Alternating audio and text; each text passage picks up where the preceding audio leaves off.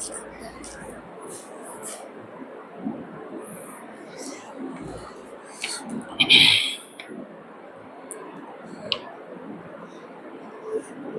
அண்ணா அவர்கள் மருத்துவமனையில் கான்சாஸ் மருத்துவமனையில் இருக்கிற பொழுது அவரை ஆல்பர்ட் பி பிராங்க்லின் என்பவர் போய் பார்க்கிறார். பார்த்துவிட்டு அதை பற்றி எழுதும்போது அண்ணா எ கான்சாஸ் மெமரி, அண்ணா ஒரு கான்சாஸ் நினைவு என்று எழுதுகிறார். கான்சாஸ் மெமரி என்று எழுதியதை பெருமதிப்பிற்குரிய சேக்கிழார் அடிப்படை தீனா ராமச்சந்திரன் அவர்கள் ஒரு 3/4 பக்கம் உள்ள அந்த கட்டுரையை மொழிபெயர்க்கிறார். சுமார் 3 நாட்கள் அதை மொழிபெயர்த்திருக்கிறார். இன்னையா இப்படிலாம் எழுதியிருக்கிறார், அவரை பற்றி இப்படியா எழுதுவான் அப்படின்னு ரொம்ப அங்கலாய்த்து டிரான்ஸ்லேட் பண்ணாங்க. அதுலேருந்து ஒரு சிறு பகுதியை நான் படிச்சுக்க நினைக்கிறேன். ஓராண்டுக்கு சற்று கூடுதலாக காலம் மட்டுமே நான் அவரை அறிந்திருந்தாலும் அண்ணா அவர்கள் என் ஆசிரியன்மாரில் ஒருவராவார். தைரியம், மனிதகுலத்தின் மகிழ்ச்சி, நேர்மையின் திண்மை, கருணையின் கதகதப்பு ஆகிய இச்சீர்மை குணங்கள் சம்மேளித்து இருக்கும் சிறப்பை நாங்கள் அண்ணா என்போம். அவரோடு உறவு கொண்ட ஒவ்வொருவருக்கும் மானுட பெருமையை அவரோடு பங்கிட்டுக் கொள்ளும் பெருமிதம் அறிவுறுத்தும். நான் இந்தியாவை, குறிப்பாக தென்னிந்தியாவை பயிலும் மாணவன். வேதாந்தத்தின் மைய கற்களாக சுயநலமின்மை, பற்றில்லாமை, முழுமையான மானுடத்தின் ஒருமைப்பாடு ஆகியவை எனக்கும் கிளர்ச்சி ஊட்டுவன. இவை அனைத்தும் அழுத்தமாக இந்த தீரமுடைய அரசியல்வாதியிடம், அண்ணாவிடம் பதிந்துள்ளன. இவரோ முறையாக அமைக்கப்பட்ட சமயங்களின் படிவங்களையும் சடங்குகளையும் தீர்மானமாகவும் வெளிப்படையாகவும் வெறுத்து ஒதுக்கியவர். 100 கோயில்கள் நிழலிலும் ஒரு காலத்தில் சங்கராச்சாரியார் வாழ்ந்தும் வாய்ச்சொல் அருளியும் விளங்கி வந்த நகரத்தில் ஓர் மிக எளிய குடும்பத்தில் இவர் பிறந்தார். தத்துவத்துறையில் மிக மேம்பட்ட தத்துவ ஞானியான சங்கராச்சாரியார் போதனைகளை தேவையற்ற வாய்ப்பாடுகளிலிருந்தும் சடங்குகளிலிருந்தும் பிரித்து பார்த்தவர். அவருடைய ஆற்றலை பகிர்ந்து கொண்டவர் இவர் அண்ணா. இன்னும் ஒரு அரை பக்கத்து இருக்கிறது. இதை அச்சு போட்டு நாங்கள் கொடுத்தோம். இதை சொல்ல வேண்டும் என்று தோன்றியது. முழுமையாக உங்களுக்கும் இந்த அச்சு தருகிறேன். அண்ணாவின் படைப்புகள் பற்றிய மதிப்புரைகள் என்ற கோணத்தில் நடைபெற்று வருகிற மாதம் 2 முறை கூட்டத்தில் இது 4வது கூட்டம். இன்று சிறப்பாக இதில் மாணவர்களே பேசி வருகிறார்கள். 4வது மதிப்புரை திருப்பத்தூர் சுயமரியாதை மாநாடு என்ற தலைப்பில், தலைப்பு நாம இட்டுக்கொள்வதுதான். அப்போது அப்படித்தான் செய்திருக்கிறார். அவர் பேசுவார், அந்த தலைப்பை, அந்த பேச்சை ஒட்டி தலைப்பை உருவாக்கிக் கொள்வார்கள். அவர் எந்த தலைப்புக்காக பேசுவதாக இல்லை. தலைப்பு அங்கே வந்து கேட்பார், அல்லது தலைப்பு சில இடங்களில் கொடுப்பார்கள். அவர் பேசுவது தலைப்பு, அவர் எழுதுவது நூல். நூலாக அவர் எழுதியதில்லை, தலைப்புக்காக அவர் பேசியதில்லை. நூலாக எந்த எழுத்தையும் எழுதியதில்லை. தொகுத்து நம் நூல்களாக ஆக்கியிருக்கோம் இதுவரைக்கும். அப்படி வந்ததில் அவருடைய சொற்பொழிவு 14/11/1937 அன்று நடந்த சொற்பொழிவு. அதை மதிப்புரை செய்வதற்கு 2ஆம் ஆண்டு முதுநிலை தமிழ் படிக்கும் மாணவர் பிரபாகரன் அவர்கள் வந்திருக்கிறார்கள். அவர்களை வருக வருக என்று அன்போடு வரவேற்கின்றேன். அவர் பல்வேறு மேடைகளிலே முழங்கி வருகிறார். பேச்சு போட்டியாக இருந்தாலும் சரி, பேச்சு போட்டியிலே மாணவர்கள் கலந்து கொள்வது வருங்காலத்தில் பேச்சாளர்களாக வர வேண்டும் என்பதற்காக அப்படி வந்து கொண்டிருக்கிறார்கள். அவர்களெல்லாம் அழைத்து அண்ணாவை பேச வைக்க வேண்டும், அண்ணாவை பேச வைத்தால் அவர்கள் அண்ணாவை படிப்பார்கள் என்ற ஆசையில், பெரிய பெரிய பேச்சாளர்களாக உலகம் பூராக வலம் வர வேண்டும் என்ற ஆசையில் தான் அண்ணாவை படித்தால் உலகை ஆளலாம் என்ற நினைப்பில் தான் இந்த சொற்பொழிவு நடத்தப்படுகிறது. சென்ற முறை சுபா அவர்கள் வந்தார்கள். அவர் பேசி முடித்து சொன்னார், நான் அண்ணாவை படிக்க தொடங்கிவிட்டேன், நான் பெண் அண்ணாவாக மாற வேண்டும் என்ற ஆசை என்று பேசினார். எனக்கு நெஞ்சமெல்லாம் நெகிழ்ந்தது. அப்படித்தான். ஆனால் அவர்களை கொஞ்சம் கட்டுப்படுத்தி ஒரு தலைப்பை மட்டும் பேச வைக்கிறேன். அது என்னென்றால் அதை விலாவாரியாக சொல்வார்கள், அந்த மாதிரி அதை தெளிவாக எங்களுக்கு நீங்கள் சொல்ல வேண்டும். நாங்கள் ஆவலோடு எதிர்பார்த்து கொண்டிருக்கிறோம். அவருடைய படைப்புகள் சுமார் 25,000 அச்சாகி வந்த பக்கங்கள். அதில் சில கடிதங்கள் 50 பக்கம் இருக்கும், சில கட்டுரை 1.5 பக்கம் இருக்கும். அவருக்கு வாய்ப்பது தான், யார் பேச்சாளரோ அவர்களுக்கு வாய்ப்பதுக்கு தகுந்த மாதிரி தான் பேச வேண்டும். ரொம்ப ஆவலோடு எதிர்பார்த்து கொண்டிருக்கிற பிரபாகரனுடைய பேச்சை அளிக்குமாறு அன்போடு கேட்டுக்கொள்கிறேன். வருக. இதெல்லாம் வரவேற்கவே இல்லை.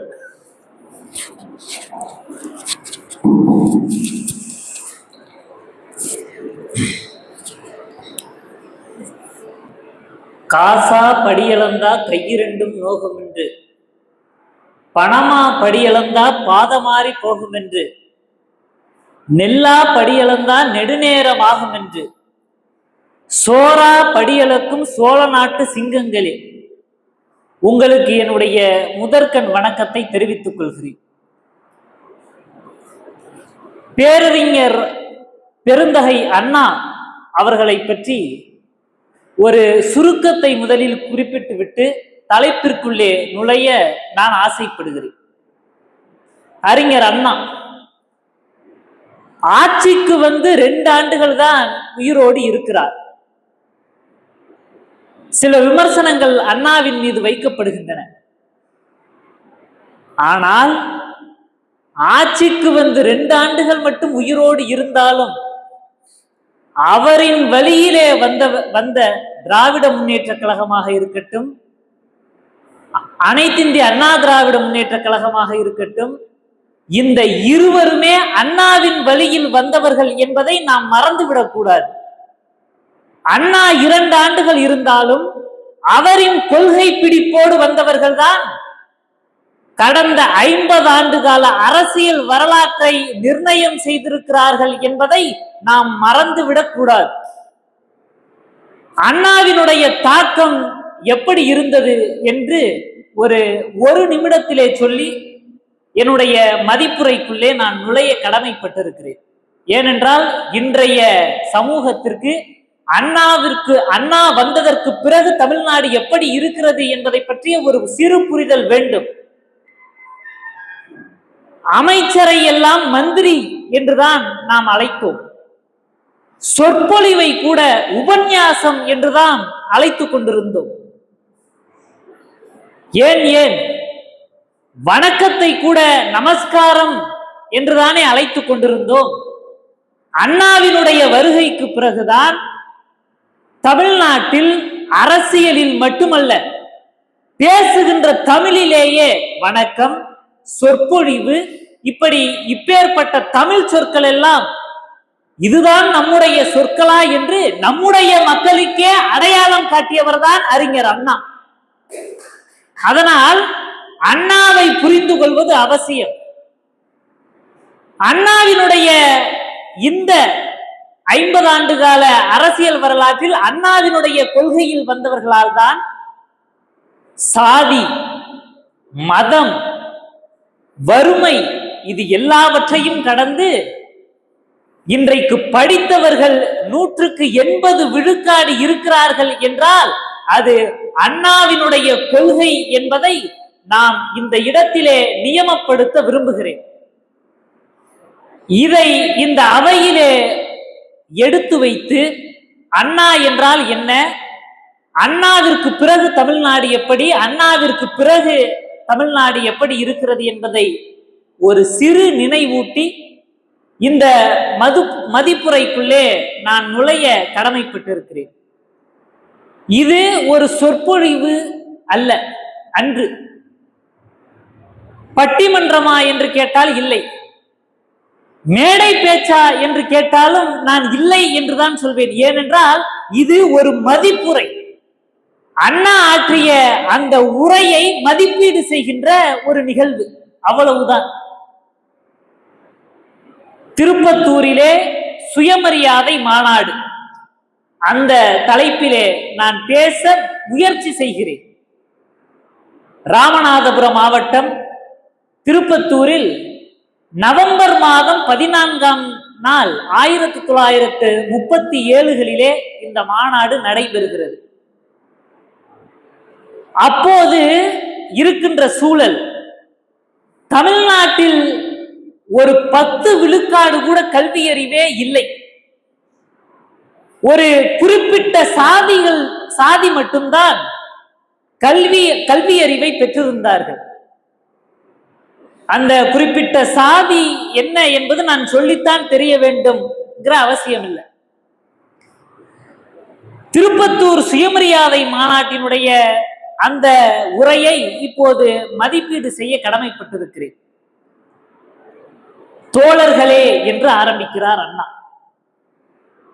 அதற்கு முன்னால் சூத்திரர்கள், சத்திரியர்கள் என்று அழைத்தவர்களை சுயமரியாதையோடு தோழர்களே என்று அந்த மாநாட்டிலே அறிஞர் பெருந்தகை அண்ணா அவர்கள் நம்மை எல்லாம் அழைக்கிறார். தோழர்களே என்று ஆரம்பித்து விட்டு ஒரு புதுமையை அந்த மேடையிலே நிகழ்த்துகிறார். என்ன நிகழ்த்துகிறார் என்றால், இங்க வந்திருக்கிறவங்க எல்லோருமே சுயமரியாதை இயக்கத்தை சார்ந்தவர்கள் அல்ல, எங்கள் இயக்கத்திற்கு முரண்பாடானவர்களும் இந்த மாநாட்டிற்கு வருகை தந்திருக்கிறீர்கள். நீங்கள் கீழே உட்கார்ந்துகிட்டு எங்களினுடைய சுயமரியாதை உணர்வை ஒரு குரோத எண்ணத்தோடு பார்ப்பதை என்னுடைய மனக்கண்ணால் நான் அறிகிறேன் அப்படிங்கிறார் மாநாட்டில் அறிஞர் அண்ணா. அதை சொல்லிட்டு சொல்றாரு, எனக்கு மகிழ்ச்சி, சந்தோஷம். ஆனால் இந்த சுயமரியாதை மாநாட்டில் சுயமரியாதை உணர்வை வீண் வாதமாக எடுத்துக்கொண்டு அங்கும் இங்கும் அவதூறாக பேசிக் கொண்டிருப்பவர்களே கேளுங்கள். சுயமரியாதையினுடைய கருத்துக்களை உணர்ந்து நீங்கள் பேசுவது நலம் அப்படிங்கிறார். உணர்ந்துட்டு பேசுங்க, தெரிஞ்சுக்கிட்டு பேசுங்க, தெரியாம எதையும் பேசாதீங்க அப்படின்னு அந்த சபையில உள்ள இருக்கிறவங்களுக்கு அறிஞர் அண்ணா சொல்ற விதமா அந்த உரை அமைஞ்சிருக்கு. அண்ணா அடுக்குமொழியிலெல்லாம் பேசுவார், ஆனா இது மதிப்புரை தானே. அவரினுடைய உரையை நம்ம எப்படி மதிப்பீடு செய்யறோம் அப்படிதானே, நம்ம எப்படி பார்க்கிறோம், அதுல உள்ள முக்கியமான கருத்துக்களை மட்டும் இங்க நான் சொல்ல கடமைப்பட்டிருக்கிறேன். அப்புறம் சொல்றார் அறிஞர் அண்ணா, இந்த நாட்டில் இந்தி அப்படிங்கிற ஒரு மொழி அது மிக முக்கியம். அதனாலதான் அறிஞர் அண்ணா அதை அப்புறம் தான் பேசுறாரு. இத முதல்ல நான் சொல்றதுக்கான காரணம் என்ன அப்படின்னா, இந்த இந்தி மொழியை சார்ந்த கருத்துக்களை இந்த உரையிலே அறிஞர் அண்ணா சொல்லுகிறார். அதனாலதான் அவர் பேசின 2வது கருத்தை கூட நான் முதல்லயே சொல்றேன். இந்தி அப்படிங்கிற ஒரு வடநாட்டு மொழி இன்றைக்கும் அதனுடைய தாக்கம் நம்முடைய தமிழ்நாட்டில் இருந்து கொண்டுதான் இருக்கிறது. PM-ஸ்ரீ திட்டம் எல்லோரும் அறிந்த ஒன்று. இன்றைக்கும் அதை ஒன்றிய அரசு நம்முடைய மாநில கல்வி திட்டத்திலே நுழைக்கத்தானே இருக்கிறது. அறிஞர் அண்ணாவினுடைய உரையில், அன்றைக்கு நிகழ்த்திய உரையில், இன்றைக்கும் அவரினுடைய காரசார வாதங்கள் எல்லாம் இவர்கள் மத்தியில் நாம் உரையாடுவதற்கு அவரினுடைய வார்த்தைகள் தேவைப்படுகின்றன. அந்த மாநாட்டில் சொல்றாங்க, சமஸ்கிருத மொழியை சத்தியமூர்த்தி ஐயர் புகழ்ந்து பேசுகிறார். யார் அப்படின்னா காங்கிரஸ் கட்சிக்கார் அவர். அப்ப காங்கிரஸ் கட்சி தானே ஆட்சியில இருந்தவங்க. காங்கிரஸ் கட்சி தான் ஒரு பெரிய கட்சி. காங்கிரஸ் கட்சியில உள்ள சத்தியமூர்த்தி ஐயர் சமஸ்கிருதத்தை பச்சையப்பன் கல்லூரியில புகழ்ந்து பேசுறார். அப்ப அறிஞர் அண்ணா அதுக்கு இங்க இருந்து பதில் சொல்றார். என்ன அப்படின்னா, சமஸ்கிருதத்தை புகழ்ந்து பேசுவதால் அதிலே கூறப்பட்டுள்ள அந்த மனு சாஸ்திரம் தெரியும்ல,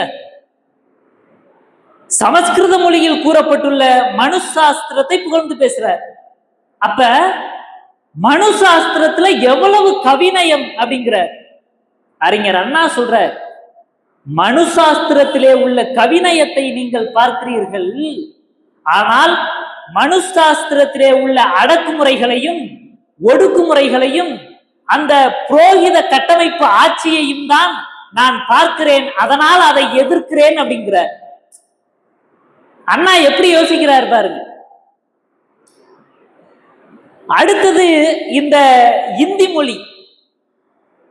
இந்தி மொழியை இங்கே கொண்டு வந்தால் அது வடமொழியை வளர்க்கும்.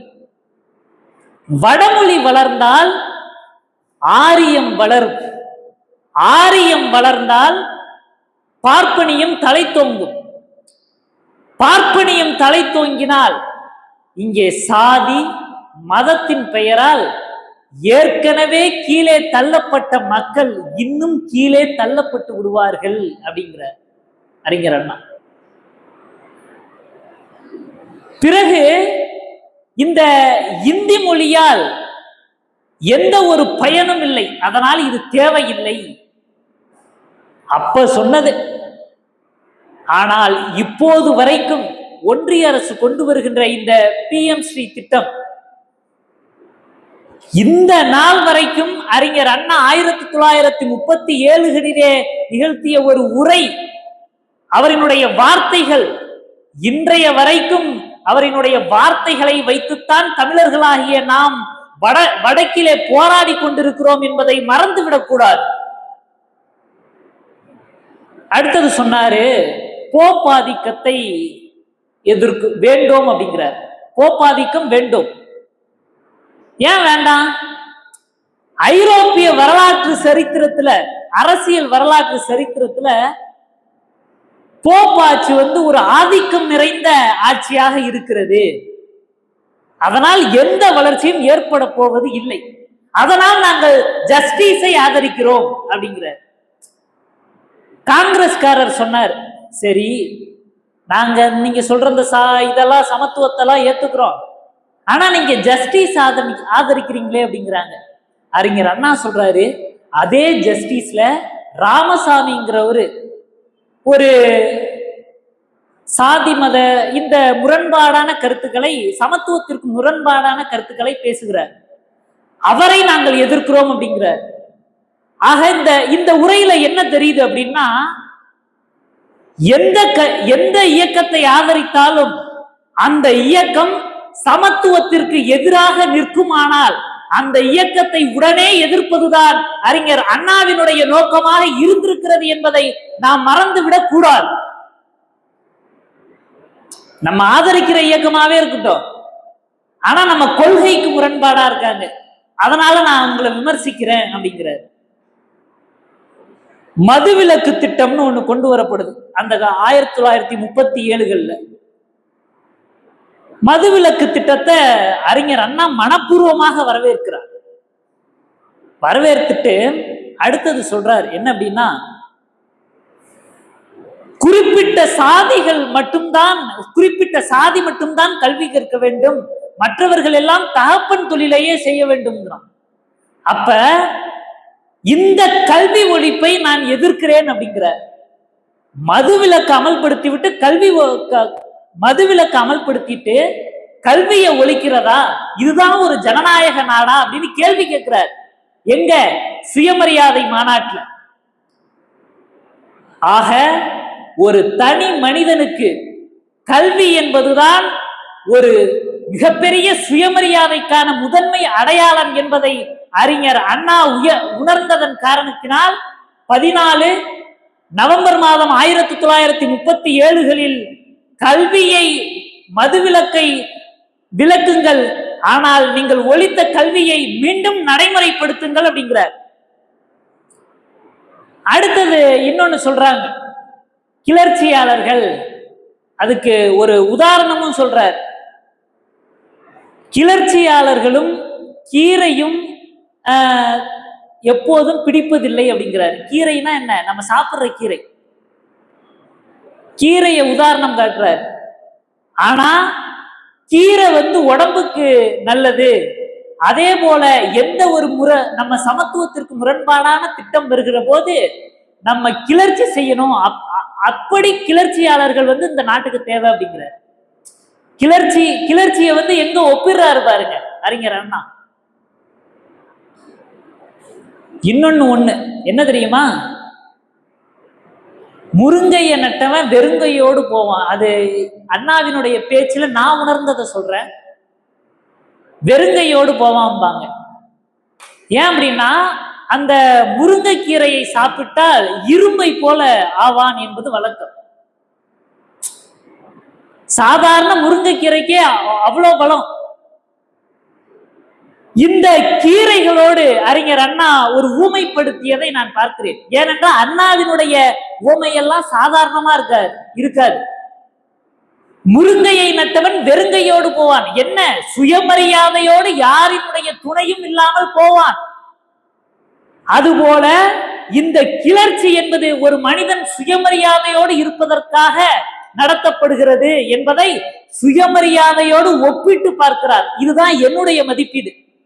அந்த கீரைக்கும் இந்த கிளர்ச்சிக்கும் இப்படிதான் மதிப்பீடு செஞ்சு நான் பார்த்தேன். இன்னொன்னு சொன்னார் அறிஞர் அண்ணா அதே மாநாட்டில். ஏன் இதை வழக்கு தமிழ்ல பேசி சொல்றேன் அப்படின்னா, சொற்பொழிவு அப்படின்னா செந்தமிழ்ல முழங்கலாம். இது மதிப்பீடு உரை. உண்மையை அப்படியே சொல்லணும். இப்படி சொன்னாதான் போய் புரியும் அப்படிங்கிறதுனால இந்த டெக்னிக்க நான் இங்க எடுத்துக்கிட்டேன். அறிஞர் அண்ணா சொல்றாரு, இந்த சமூகத்தில் ஒரு படிப்புங்கிறது எங்கும் பரவ வேண்டும்ங்கிறார். அப்ப ஒரு 8லிருந்து 10 விழுக்காடு கூட படிப்பறிவு இல்லை. எப்ப? 1937. இந்த வடமொழியினுடைய ஆதிக்கத்தாலும் சிலரினுடைய புரோகித கட்டமைப்பினுடைய ஆட்சியினாலும் நம்முடைய கல்விங்கிறது மறுக்கப்பட்டுள்ளது. இது எல்லாத்துக்கும் தெரியணும் அப்படிங்கிறார் அறிஞர் அண்ணா. அதை எப்படி சொல்றாரு அப்படின்னா, இது போன்ற சமத்துவ கருத்துக்களை பரப்ப வேண்டும் அப்படிங்கிறார். அதே மாநாட்டில் இன்னொரு கருத்தை சொல்றாரு. சுயமரியாதை மாநாட்டில் ஃபுல்லாவே இந்த சமத்துவம் பற்றிய கருத்துக்கள் தான். ஏன் அப்படின்னா,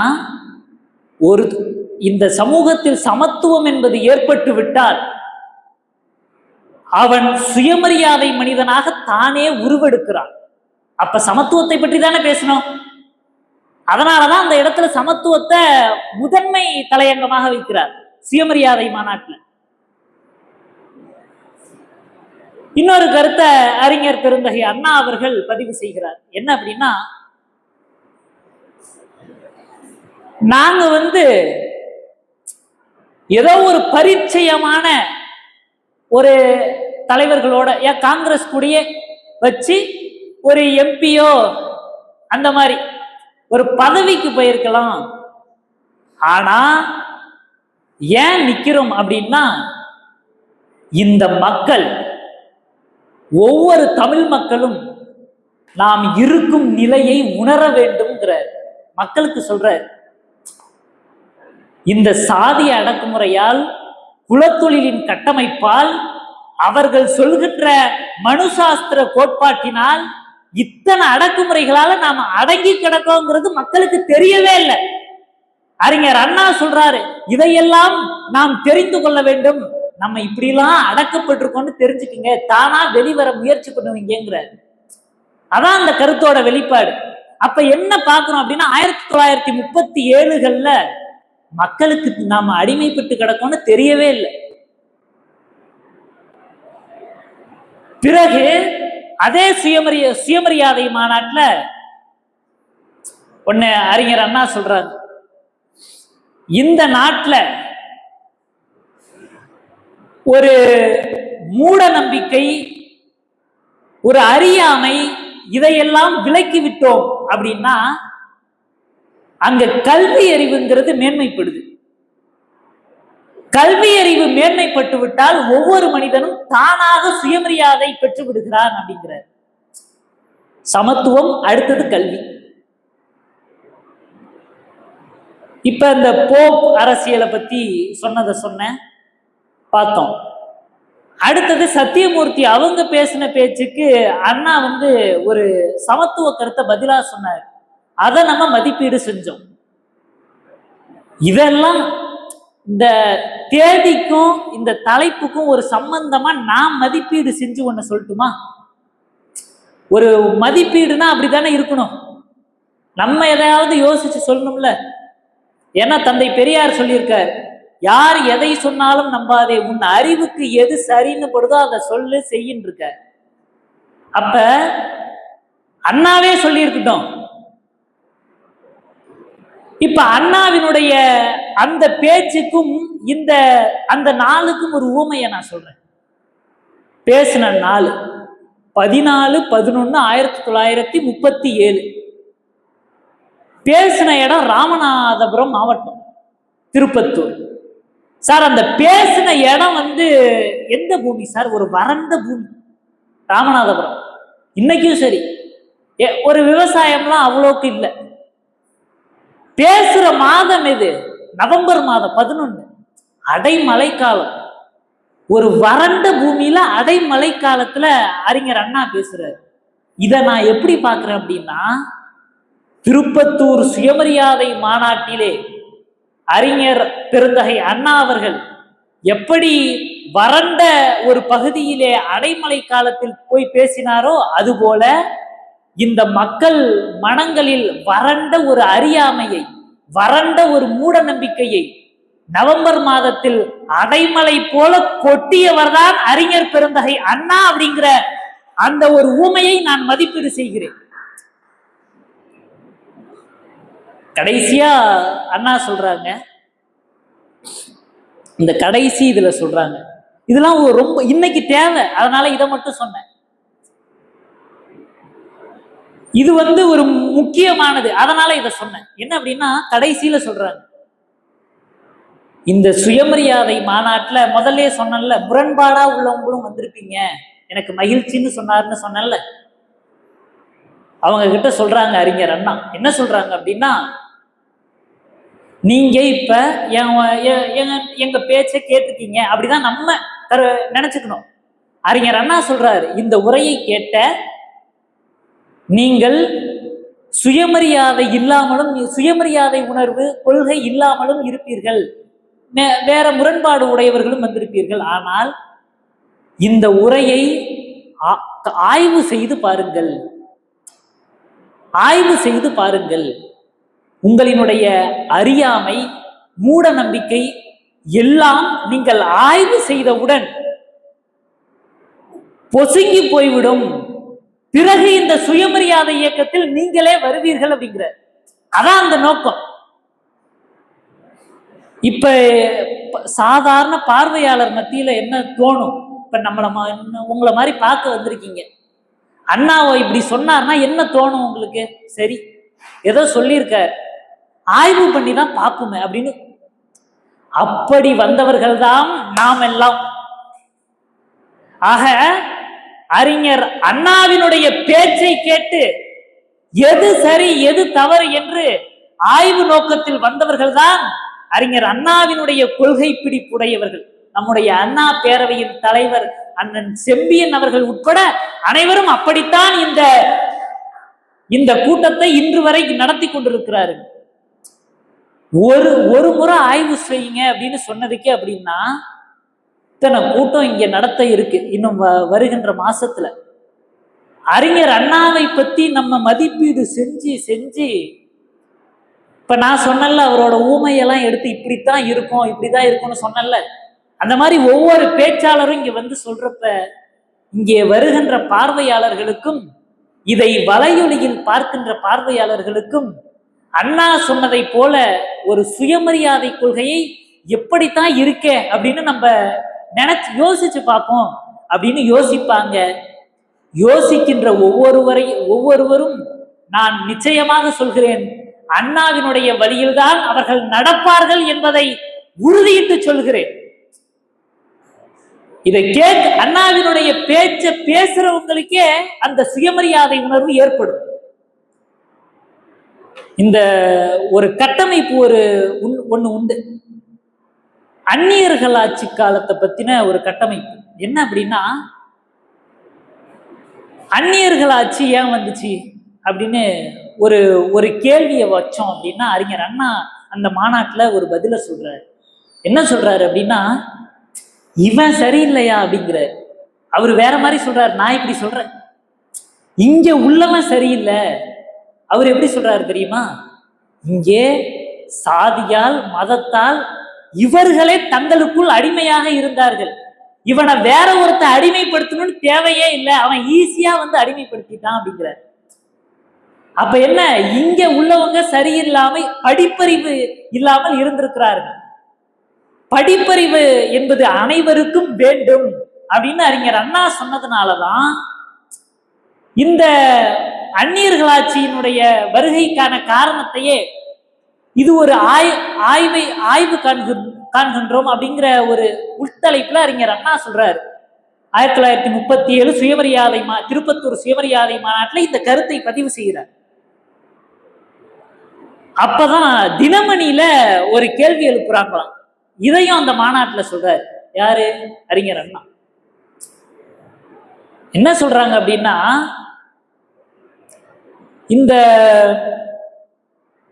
சுகாதாரத்துறை இலாக்கான்னு ஒண்ணு இருக்குல்ல, நம்ம தமிழ்நாடு மந்திரி துறைகள்ல ஒரு துறையில சுகாதாரத்துறை அப்படிங்கிறது ஒரு முக்கியமான துறை.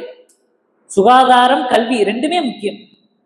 அதுல சுகாதாரத்துறை இலாக்காவில் ஒரு அமைச்சர் ராஜன் அப்படிங்கிறவர், அவர் வந்து இந்த பிராமணர் அல்லாதோர் அவர்களெல்லாம் சிறை பிடிக்கிறது, சில முரண்பாடான செயல்களெல்லாம் செய்கிறது அப்படின்னு இருந்திருக்கார். அப்பதான் தினமணி ஒரு கேள்வி எழுப்புது, இது காங்கிரஸ் ஆட்சியா இல்ல அந்நியர் ஆட்சியா வெள்ளைக்காரன் ஆட்சியாங்குது. இத அறிஞர் அண்ணா அங்க பதிவு செய்கிறார். இந்த மந்திரி ராஜன் இருக்கார்ல, அவர் பிராமணர் அல்லாதவரை வந்து இது பண்ணாருன்னு சொன்னால, ஏன் பண்ணாரு? நம்ம கிட்ட படிப்பறிவு இல்லை, படிப்பறிவு குறைவா இருந்துச்சு. படிப்பறிவு இருந்திருந்தால் நாம் சுயமரியாதையோடு வெகுண்டெழுந்திருப்போம். நம்மை ஒடுக்குவார்களா? நம்மை சிறைபிடித்திருப்பார்களா? நமக்கான உரிமைகளை பறித்திருப்பார்களா? அதைத்தான் அறிஞர் அண்ணா 1937 மாநாட்டிலே அங்கே வெளிப்படுத்தினார். இன்று வரை அவர் அன்று கொளுத்திய தீ இன்று வரைக்கும் அவர் இந்த அண்ணாவினுடைய ஒவ்வொரு விழுதுகள் இருக்கிற வரைக்கும் இந்த தமிழ்நாட்டில் மட்டுமல்ல உலக தமிழர்கள் மத்தியில் இப்படி ஒருவர் இருந்தார் என்று அண்ணாவை கொண்டு சேர்க்க வேண்டியது நம்முடைய கடமை. ஏனென்றால் இவன் கல்வி கற்க வேண்டும், இவன் சுயமரியாதையோடு இருக்க வேண்டும், இவனும் தனக்கான வாழ்வியல் உரிமைகளோடு வாழ வேண்டும் என்று முதலில் குரல் எழுப்பியவர் தந்தை பெரியாரும் அறிஞர் அண்ணாவும் தான். அடுத்தது இப்ப இந்த சுயமரியாதை திருப்பத்தூர் சுயமரியாதை மாநாட்டில் அறிஞர் அண்ணா நிகழ்த்திய அந்த உரையை இந்த சிறியவன் முடிஞ்சவரை மதிப்பீடு செஞ்சேன். ஏன்னா அண்ணா பேசினது அப்படியேவும் சொல்லக்கூடாது, இன்னைக்கு என்ன நடக்குதுன்னு ஒப்பிட்டு சொன்னேன். எனக்கு என்ன தோன்றிய கருத்துக்களையும் நான் உங்கள் மத்தியில் பகிர்ந்து கொண்டேன். இப்போ ஒரு கருத்தை அண்ணா முதல்லயே பதிவு பண்றாரு. என்ன பண்றாரு அப்படின்னா, அந்த திருப்பத்தூர் சுயமரியாதை மாநாட்டுல வேற ஒருத்தர் தலைமை உரை நிகழ்த்துறதா இருக்கு. அவருக்கு அசௌக்கியம் காரணமாக நான் வருகிறேன், அதனால் எனக்கு இரட்டிப்பு சந்தோஷம் அப்படிங்கிற. அந்த தலைமை உரை நிகழ்த்துறவர் மட்டும் வந்திருந்தாருன்னா இன்னைக்கு இந்த மாதிரி உரைகள்லாம் அந்த மாநாட்டுல கிடைச்சிருக்காது. இன்னைக்கு நான் வந்து இங்க பேச போறதும் இல்லை. அதை பதிவு செய்து வாய்ப்பு கிடைத்தது. அன்று கல்வி சமத்துவத்தை பற்ற வைத்தார். 10% இருந்த கல்வி இன்றைக்கு கல்வி கற்காதவர்களே இல்லை. அவர்களினுடைய விழுக்காடு, கல்வி கற்காதவர்களினுடைய விழுக்காடு குறைந்திருக்கிறது. கல்வி கற்றவர்கள் தான் 100% விழுக்காடு இருக்கிறார்கள் என்று சொன்னால், அறிஞர் அண்ணா திருப்பத்தூர் சுயமரியாதை மாநாட்டிலே 14/11/1937 பற்ற வைத்த தீ என்பதை என்னுடைய மதிப்புரையிலே சொல்லி, இந்த அளவில் அண்ணாவினுடைய பேச்சை நான் முடிக்கிறேன்னு சொல்ல மாட்டேன், எங்கேயுமே சொல்ல மாட்டேன். இப்ப என்ன இன்னும் ராத்திரி முழுக்க பேச போறியா அப்படின்னு கேட்கக்கூடாது. ஏன்னா இது முடிக்கிற பேச்சு இல்லை, இனிமேல் தான் தொடங்குற பேச்சு. அதனால முடிக்கவில்லை. இந்த அளவில் இந்த நேரத்தில் நிறைவு செய்து வைக்கிறேன். நன்றி, வணக்கம்.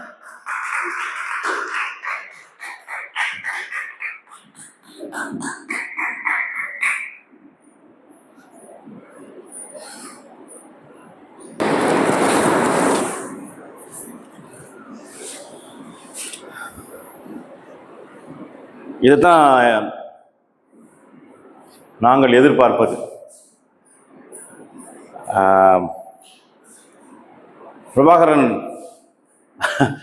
பேசுவதை நான் அடிக்கடி மேடைகளில் பேச்சு போட்டிகளில் பேசுவதான் பார்த்துருக்கிறேன். நான் அடிக்கடி ஜோசுவாவிடம் சொல்லியிருக்கிறேன், இந்த மாதிரி பேசுபவர்கள் மாணவர்கள் நான் சொல்லியிருக்கிறேன் என்றால், நாங்கள் எதிர்பார்ப்பது தேர்ந்த பேச்சாளர்கள், நல்ல வளர்ந்த பேச்சாளர்கள் பேசுவது போல இருக்க வேண்டும். மாணவர்கள் பேச்சு போட்டியில் பேசுவது போல இருக்கக்கூடாது. அப்படி வளர்ந்து மாறி வாருங்கள் என்று சொல்வேன்.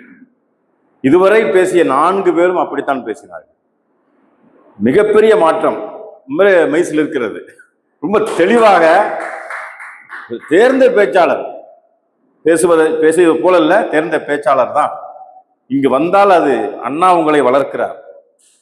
பேசி முடிக்கிறேன் என்று சொல்லவில்லை, படிக்க வேண்டிய ஆர்வம் வந்துவிட்டது. தலைப்புக்குள்ளே நின்று அழகாக அதை, ஆனால் எனக்கு இந்த மதிப்பு உத்து பார்க்குற மதிப்புரைன்னு போட்டது சரிதானா, இவர் மதிப்பீடு செய்கிறார். அது உண்மை மதிப்பீடு. ஏன்னா இவருடைய மதிப்பீடு, விமர்சனமும் அங்கே வருகிறது, மதிப்பீடு நான் எப்படி உணர்கிறேன் என்பதும் வருகிறது. அதுதான் சரி. மதிப்புரை என்பது சரியான தலைப்பாக நான் மகிழ்ச்சியாக ஏற்றுக்கொண்டுகிறேன். ரொம்ப அருமையான மதிப்பீடு. ஏன் மதிப்பீடு அது? இந்த சிறியவனுடைய மதிப்பீடுங்கிறார் இல்லையா, ரொம்ப எனக்கு பிடிச்சிருந்துச்சு. ரொம்ப அருமையான சொற்பொழிவு. இப்போ இந்த அண்ணா என்றைக்கும் அவரை புரிந்து கொள்வதற்கு இன்னும் எத்தனை ஆண்டுகளாக போக தெரியல. என்றைக்கும் பொருத்தம், என்றைக்கும் அவர் நம்ம வாழ்க்கைக்கு பொருத்தமாக என்றும் உயிர்ப்போடு இருக்கிறார் அண்ணா என்பதை அழகாக சொல்லியிருக்கிறார்கள். அவர்களுக்கு சிறப்பு செய்ய வேண்டும். சிறப்பு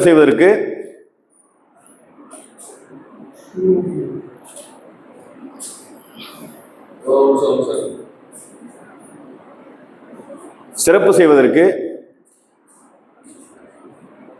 பேச்சாளர், எழுத்தாளர், ஆவண காப்பாளர் மதிப்பிற்குரிய கரந்தை கி ஜெயக்குமார் அவர்களை அன்போடு அழைக்கிறேன்.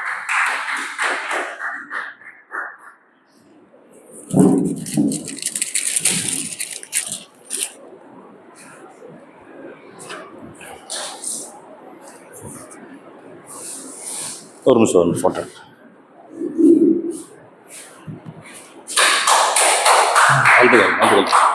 அருமையான பேச்சு.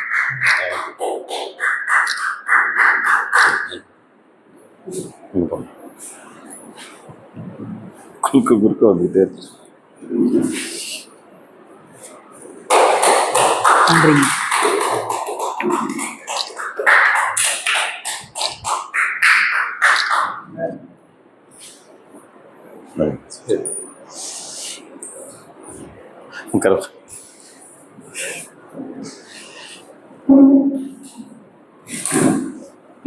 நீங்கள் வந்திருந்து இந்த மதிப்புரை நிகழ்ச்சியை சிறப்பு செய்திருக்கிற அனைத்து அண்ணா பற்றாளர்களும் பார்வையாளர்களும் நன்றி சொல்லி, அடுத்த கூட்டம் வருகின்ற 3ஆம் தேதி நடைபெறும் என்பதை சொல்லி விடைபெறுகிறோம். நன்றி, வணக்கம்.